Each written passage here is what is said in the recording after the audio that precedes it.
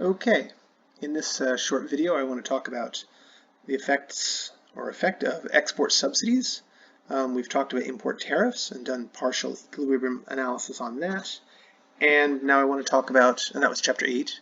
And now in chapter 9, Salvatore has a figure 9.2 where he talks about the partial equilibrium analysis of export subsidy. So read the book carefully. This video is not enough, but it's in color and it goes in stages, and I'll be talking you through it, so I hope it serves as a good complement to the text. Okay, so the first lesson here is that there's going to be deadweight loss, just as with the import tariff. Export subsidies may sound great, but ultimately it's going to distort the market, encourage sort of excessive inefficient domestic production, consumer loss. The subsidy costs something. Ultimately, the subsidy has to be borne by the taxpayers. And so when you add it all up, it's going to be a net loss or an efficiency loss or a deadweight loss, just as we had with the import tariff. Again, I'm going to try to make this a quick slide, so please read the text. One important thing that may surprise you is that the export subsidy, right, in this case 50 cents per unit additional money is given from the government for each unit exported to the domestic firm. Okay? If they sell it at home, they don't get the money. If they sell it abroad, they get the money, the extra money. So the surprising thing may be that the domestic price goes up.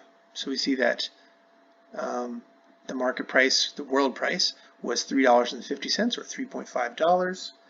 But if the domestic firms export it, they get 3.5 plus the extra 50 cents or $4 for every unit exported abroad. But we see that now the domestic price also has become $4. Now, why the heck would that happen? Well, remember that the firm is there to make money, and if the firm gets paid an extra 50 cents if they sell it abroad, and they do not get the extra 50 cents if they sell it in the home market, you as a domestic consumer will have to pay $4 for them to even bother selling it to you at all. Yes, it's very selfish, but that's what profit maximizing firms do. If you want to buy some of that good X, you're going to have to pay $4. They will no longer take $3.50 because they can get $4 to sell it in the foreign market. So the export subsidy actually increases the domestic price at home. While that previous explanation I thought was pretty good, maybe you're not convinced. Let's think of it another way. They're exporting more abroad. So they're producing, actually they produce more, but they're exporting more of it abroad, which means there's less at home. So the good is more scarce at home, which naturally drives up the price of X in the country. So that's another way that reinforces what I said earlier, that the export subsidy drives up the price at home. Okay, so now that we understand that, you can understand this yellow area. So before the domestic consumers were paying $3.50 and consuming up to here. But then with the export subsidy, a lot of that stuff gets exported abroad. There's less at home. It drives up the price. So now the price at home is $4. So the consumers lose area, I think A prime and B prime. It's a loss in their consumer surplus because now the domestic consumers are paying a higher price. So A and B is a loss to the consumers from the export subsidy. This is probably hard to see, but at least it's colorful. This blue area is the gain to the producers. Now the producers were getting $3.50 before, so that triangle below the $3.50 would have been their export, their producer surplus. Now they're getting $4.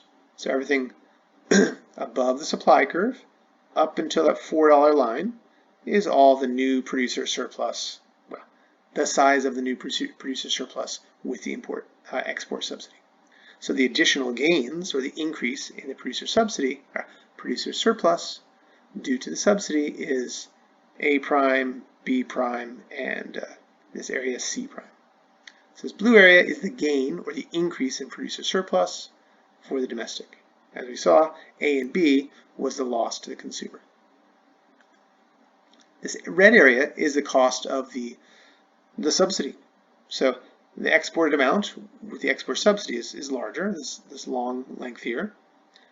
And the amount of the tariff is 50 cents per unit, so this vertical length here.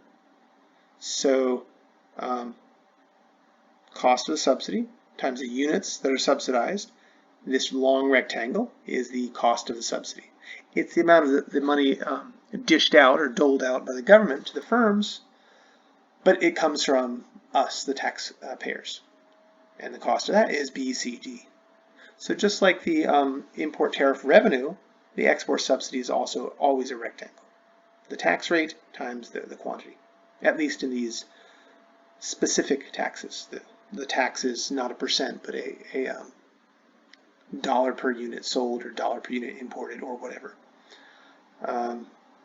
If we do it in percents, an ad valorem tax, the basic analysis is the same. The lines get a little bit more complicated, but the basic analysis is the same. There's still going to be a deadweight loss. But this is the easier way to, easier case to explain. Okay, so we have consumer's loss of AB, producer's gain of ABC, and cost of the subsidy, BCD. So we're left with a net loss of B and D. So this is our deadweight loss from the export subsidy.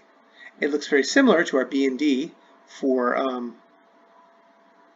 the import tariff, but again, the story is very different. But nonetheless, we do have a distortion being created, and so that creates inefficient entry on the one side, the loss of the D, and sort of an efficiency loss of the consumer of this B triangle. So there's two triangles, two losses.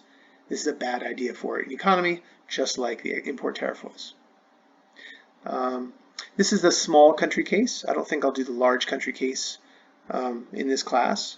And in Chapter 9, Salvatore does not do the large country case of an export subsidy, but you can easily extend this to a large country case. And actually, the large country case is even worse for the home country, because the terms of trade effect, which was good and offset the efficiency loss in the tariff case, is not present here. And actually, the terms of trade will be a negative terms of trade.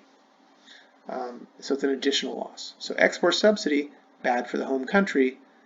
If you're a large country, let's think of China nowadays, it's even worse because there's an additional negative terms of trade effect.